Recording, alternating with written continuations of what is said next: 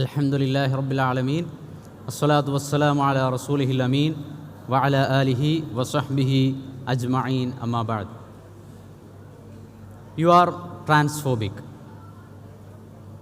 LGBT ആക്ടിവിസവുമായി ബന്ധപ്പെട്ട് gender പൊളിറ്റിക്സിൻ്റെ ആശയങ്ങളെ എതിർക്കുമ്പോൾ, ക്യാമ്പസുകളിൽ അതിനെതിരെ പോരാടേണ്ടി വരുമ്പോൾ പലപ്പോഴും നമ്മിൽ പലരും കേൾക്കേണ്ടി വന്നിട്ടുള്ളൊരു പേരാണ് ട്രാൻസ്ഫോബിക് എന്നത്. ട്രാൻസ്ഫോബിയ, ട്രാൻസ്ജെൻഡറുകൾക്കെതിരെയാണ് നിങ്ങൾ നിലകൊള്ളുന്നത് എന്ന ഒരു ചാപ്പ പലപ്പോഴും നമ്മിൽ പലർക്കും നേരിടേണ്ടി വന്നിട്ടുണ്ടായിരിക്കും. യഥാർത്ഥത്തിൽ LGBT ആക്ടിവിസം ട്രാൻസ്ജെൻഡറുകൾക്ക് ഗുണകരമാണോ അതോ അവർക്ക് ദോഷകരമാണോ എന്നതാണ് നാം ചർച്ച ചെയ്യുന്നത്. ഇവിടെ ആദ്യമായി നാം മനസ്സിലാക്കേണ്ടത് ആരാണ് ട്രാൻസ്ജെൻഡർ എന്നതാണ്. ഒരു പുരുഷൻ പൂർണ്ണമായും ബയോളജിക്കലായി സമ്പൂർണ്ണമായി ഒരു പുരുഷൻ്റെ ശരീരം ഉൾക്കൊള്ളുന്ന ഒരു വ്യക്തി, അയാൾക്ക് തൻ്റെ ഉള്ളിൽ താനൊരു പെണ്ണായി മാനസികമായി അനുഭവപ്പെടുന്ന ഒരവസ്ഥ. നേരെ തിരിച്ച് ഒരു സ്ത്രീക്ക് ശാരീരികമായി പൂർണ്ണമായി ഒരു സ്ത്രീ ആയിരിക്കുന്ന ഒരാൾ, അയാൾക്ക് താനൊരു പുരുഷനാണ് എന്ന് അനുഭവപ്പെടുന്ന ഒരു മാനസികാവസ്ഥ. ഇതാണ് ട്രാൻസ്ജെൻഡർ എന്നതുകൊണ്ട് ഉദ്ദേശിക്കുന്നത്. അവർക്ക് ശാരീരികമായി മറ്റൊരു പ്രയാസങ്ങളുമില്ല, ശാരീരികമായി മറ്റൊരു വ്യത്യാസങ്ങളുമില്ല, മറിച്ച് മനസ്സിൻ്റെ ഉള്ളിൽ തങ്ങൾ എതിർലിംഗത്തിലാണ് എന്ന തോന്നൽ അവരുടെ മനസ്സിനുള്ളിൽ ഉണ്ടാകുന്നു എന്നതാണ്. ഇങ്ങനെ ഉള്ള അവസ്ഥ, ട്രാൻസ്ജെൻഡർ എന്നതൊരു യാഥാർത്ഥ്യമാണ്. എന്നാൽ അവർ അനുഭവിക്കുന്ന ധാരാളം പ്രശ്നങ്ങൾ നമ്മുടെ സമൂഹത്തിലുണ്ട്. പലതരത്തിലുള്ള അവഗണനകൾക്ക് വിധേയരാകുന്നു, പരിഹാസങ്ങൾക്ക് വിധേയരാകുന്നു, പല സ്ഥലത്തും അവരെ പരിഹസിക്കുകയും മാറ്റി നിർത്തുകയും ചെയ്യുന്ന സാഹചര്യങ്ങളുണ്ടാകുന്നു. മാനസികമായി തന്നെ എതിർലിംഗമാണെന്ന തോന്നൽ കൊണ്ട് അവരുടെ ജീവിതത്തിലുണ്ടാകുന്ന പലതരത്തിലുള്ള പ്രയാസങ്ങൾ. എന്താണ് അതിനുള്ള പരിഹാരം? LGBT ആക്ടിവിസം ട്രാൻസ്ജെൻഡറുകളെ അവരുടെ കൂട്ടത്തിൽ ഒരാളായി എണ്ണിപ്പറയുകയും അവരതിന് നിർദ്ദേശിക്കുകയും ചെയ്യുന്ന പരിഹാരങ്ങളെ നമ്മളൊന്ന് പരിശോധിക്കുക.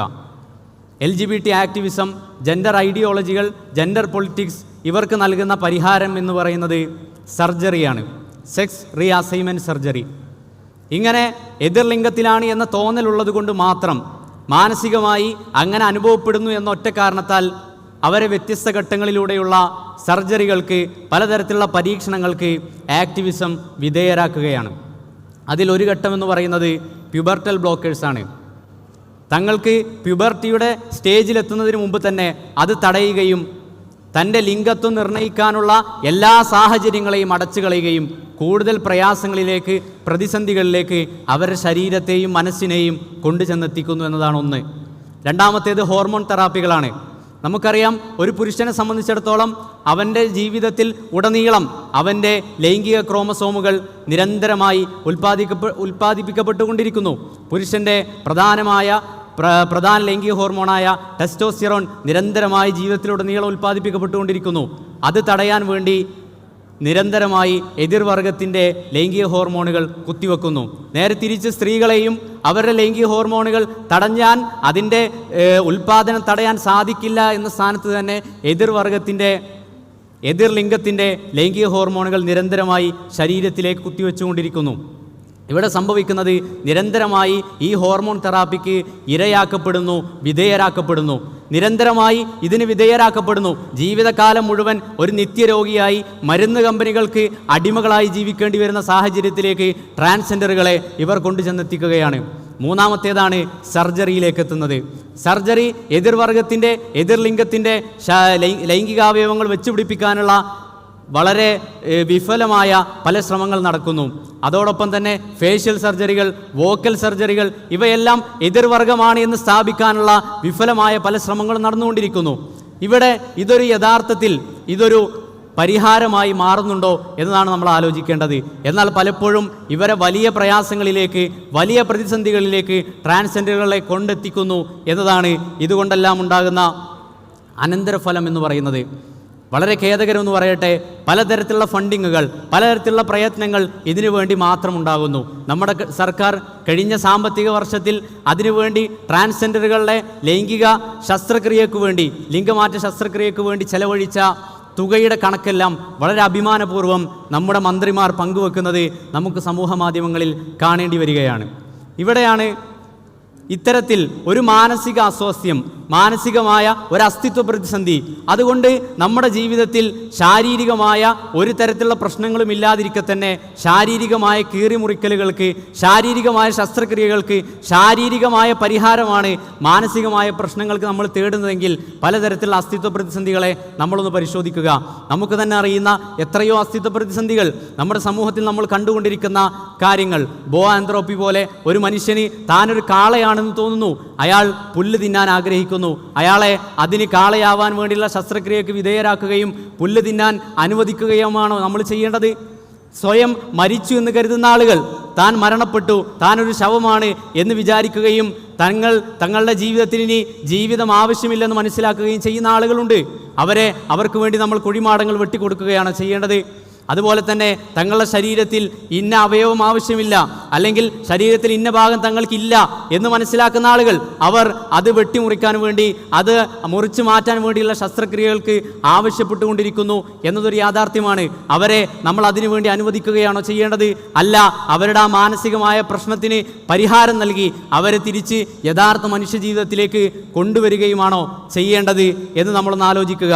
ഇവിടെയാണ് ഇത്തരത്തിലുള്ള ശസ്ത്രക്രിയകൾക്ക്, ലിംഗമാറ്റ ശസ്ത്രക്രിയകൾക്ക്, LGBT ആക്ടിവിസം മുന്നോട്ട് വെക്കുന്ന പരിഹാരങ്ങൾക്ക് വിധേയരാകുന്ന ആളുകൾ അവരുടെ വലിയ തരത്തിലുള്ള പ്രയാസങ്ങൾ, പ്രതിസന്ധികൾ പങ്കുവെക്കുന്നത് നമുക്ക് കാണേണ്ടി വരുന്നത്. എല്ലാം വിശദീകരിക്കാനുള്ള സമയമില്ല. വോൾട്ടഹെയറുടെ ചരിത്രം നമുക്കറിയാം. അദ്ദേഹം ചെറുപ്പത്തിൽ നേരിടേണ്ടി വന്ന പലതരത്തിലുള്ള പ്രയാസങ്ങൾ, അതിൻ്റെ ഭാഗമായി അദ്ദേഹം താനൊരു പെണ്ണാണെന്ന് തോന്നലിൻ്റെ പേരിൽ അദ്ദേഹം ശസ്ത്രക്രിയക്ക് വിധേയനാകുന്നു. പിന്നീട് അദ്ദേഹത്തിൻ്റെ ജീവിതത്തിൽ അനുഭവിക്കേണ്ടി വന്ന വലിയ പ്രയാസങ്ങൾ അദ്ദേഹം പങ്കുവെക്കുന്നുണ്ട്. അങ്ങനെ ആ പ്രയാസങ്ങൾ അനുഭവിക്കുന്നു. അദ്ദേഹത്തിന് ശാരീരികമായ ഒരുപാട് അസ്വസ്ഥതകൾ, ലഹരിക്ക് അദ്ദേഹം അടിമയാകുന്നു. ഒരു വേള ആത്മഹത്യ ചെയ്താലോ എന്ന് പോലും അദ്ദേഹം ചിന്തിക്കുന്ന സാഹചര്യങ്ങൾ ഉണ്ടാകുന്നു. പിന്നീട് അദ്ദേഹം അതിൽ തിരിച്ചു വരികയും LGBT ആക്ടിവിസത്തിനെതിരെ പൊരുതുകയും ഇങ്ങനെ ലിംഗമാറ്റ ശസ്ത്രക്രിയക്ക് വിധേയരാകേണ്ടി വന്ന ആളുകളുടെ സംഘം രൂപീകരിക്കുകയും അവർക്ക് വേണ്ടി അത്തരം ആളുകൾക്ക് അവരുടെ അനുഭവം പങ്കുവെക്കാനുള്ള അവസരമൊരുക്കുകയും അദ്ദേഹം ചെയ്യുകയാണ്. sexchangeregret.com എന്ന പേരിൽ അദ്ദേഹത്തിൻ്റെ വെബ്സൈറ്റ് ഇന്നും നമുക്ക് ലഭ്യമാണ്. പലതരത്തിലുള്ള കാര്യങ്ങൾ നമ്മൾക്ക് ജോൺ മണിയുടെ ചരിത്രം നമുക്കറിയാം, വിശദീകരിക്കുന്നില്ല.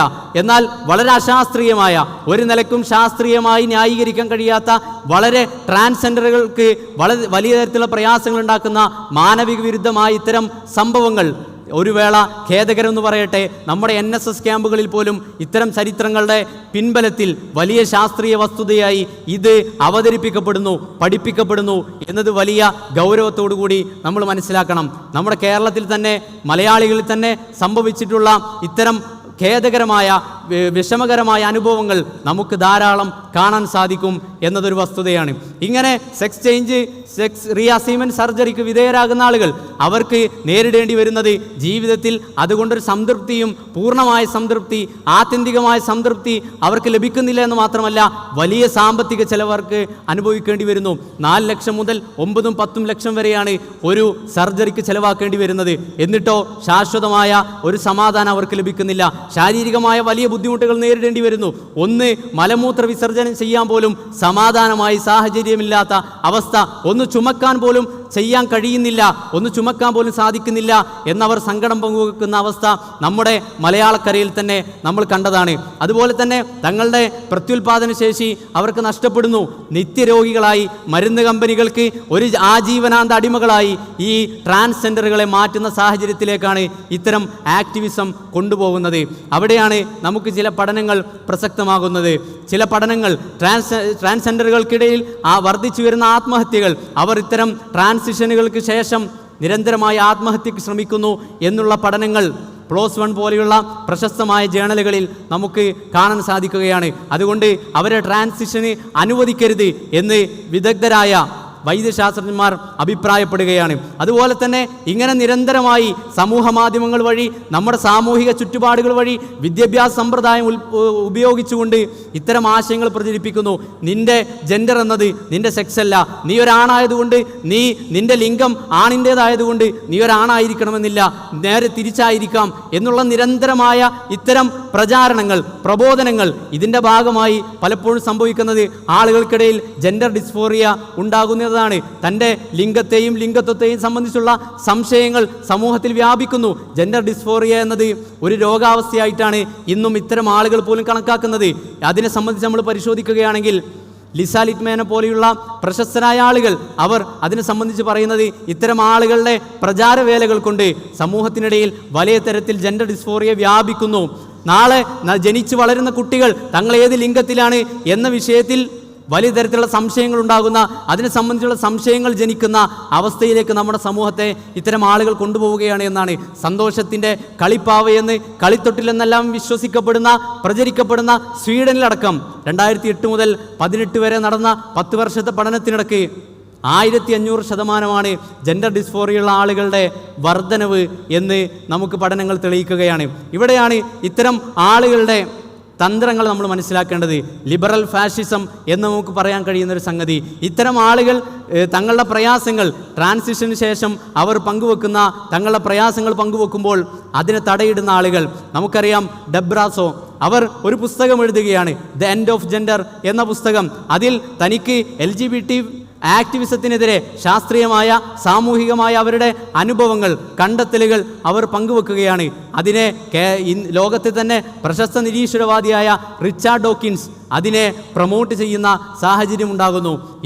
ഇവർ രണ്ടുപേർക്കെതിരെയും വലിയ തരത്തിലുള്ള കലാപങ്ങളുണ്ടാക്കുകയും അവർക്കെതിരെ വലിയ പ്രചാരവേലകൾ ഉണ്ടാവുകയും റിച്ചാർഡ് ഡോക്കിൻസിൻ്റെ അവാർഡ് വരെ നിഷേധിക്കുന്ന, അത് തിരിച്ചെടുക്കുന്ന സാഹചര്യം വരെ ഉണ്ടായി എന്ന് നമുക്ക് കാണാൻ കഴിയും. ഇത്തരത്തിൽ വോൾട്ടഹെയറിൻ്റെ ചരിത്രം നമ്മൾ പറഞ്ഞു. അദ്ദേഹം തൻ്റെ അനുഭവം പങ്കുവെച്ച് ഇത്തരം ആളുകൾക്കെതിരെ രംഗത്ത് വരുമ്പോൾ അദ്ദേഹത്തിൻ്റെ വീഡിയോ യൂട്യൂബിൽ നിന്ന് ബാൻ ചെയ്യുന്നു. പലതരത്തിലുള്ള പഠനങ്ങൾ നടത്തുന്ന ആളുകൾ, ബ്രൗൺ യൂണിവേഴ്സിറ്റിയിലെ പ്രൊഫസർ, അദ്ദേഹത്തിൻ്റെ പഠനം തടയുന്നു, റിസർച്ചുകൾക്ക് ബാൻ ഉണ്ടാവുന്നു. ഇത്തരത്തിൽ ഫാഷിസമാണ് ഇത്തരം ആളുകൾ ചെയ്തുകൊണ്ടിരിക്കുന്നത്. പഠനങ്ങൾ നിഷേധിക്കുകയും പഠനങ്ങൾക്കെതിരെ രംഗത്ത് വരികയും ട്രാൻസ്ജെൻഡറുകളെ ഇരകളാക്കുകയും ചെയ്യുന്ന ആളുകൾ. ഇവിടെയാണ് നമുക്ക് പറയാനുള്ളത്, ട്രാൻസ്ജെൻഡറുകൾ അവർ അനുഭവിക്കുന്ന പ്രശ്നങ്ങൾക്ക് കൃത്യമായ പരിഹാരങ്ങൾ ഉണ്ടാവണം. അവർ അനുഭവിക്കുന്ന പ്രശ്നം എന്നത് കൃത്യമായും വ്യക്തമായും മാനസികമായ അസ്വസ്ഥതകളാണ്, അസ്തിത്വ പ്രതിസന്ധിയാണ്. അവർക്ക് അതിനുള്ള കൃത്യമായ പരിഹാരങ്ങളാണ് ഉണ്ടാവേണ്ടത്. അതിന് ശാസ്ത്രീയമായ പഠനങ്ങൾ ഉണ്ടാവണം, മനഃശാസ്ത്രപരമായ പഠനങ്ങൾ അനിവാര്യമാണ്. എന്നാൽ ഇവിടെ LGBT ആക്ടിവിസം ചെയ്തുകൊണ്ടിരിക്കുന്നത് ഒരു തരത്തിൽ അവരെ മരുന്ന് കമ്പനികൾക്ക് നിരന്തരമായി ആജീവനാന്ത ഇരകളാക്കി കൊടുക്കേണ്ടി വരുന്നു. ഇത്തരം സർജറികളുടെ പേരിൽ അവരിൽ നിന്ന് വലിയ സമ്പത്ത് കൊള്ളയടിക്കുന്നു. അവരെ വലിയ സാമ്പത്തിക നഷ്ടത്തിലേക്ക്, ആരോഗ്യപരമായി ഇനി ഒന്നിനും കഴിയില്ല എന്ന സാഹചര്യത്തിലേക്ക് ആജീവനാന്ത രോഗികളായി മരുന്ന് കമ്പനികളുടെ അടിമകളാക്കി തീർക്കുന്നു എന്നതാണ് ഇവിടെ LGBT ഫാഷിസം ചെയ്തുകൊണ്ടിരിക്കുന്ന മറ്റൊന്ന്.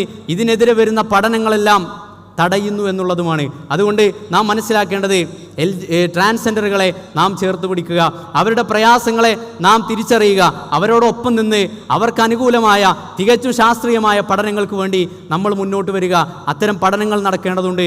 അതിനെതിരെ വരുന്ന ഇത്തരം ഫാഷിസ്റ്റുകൾക്കെതിരെ, ഇത്തരം ആളുകൾക്കെതിരെ ഒറ്റക്കെട്ടായി, യാതൊരു തരത്തിലുള്ള വ്യത്യാസങ്ങൾക്കും ഇടം കൊടുക്കാതെ ഒറ്റക്കെട്ടായി നമ്മൾ പോരാടുകയും ചെയ്യുക എന്നാണ് ഓർമ്മിപ്പിക്കാനുള്ളത്. നിങ്ങളുടെ പഠനത്തിന് വേണ്ടി, ചിന്തകൾക്ക് വേണ്ടി ഈ വിഷയം സമർപ്പിക്കുന്നു. അസ്സലാമു അലൈക്കും വറഹ്മത്തുള്ളാഹി.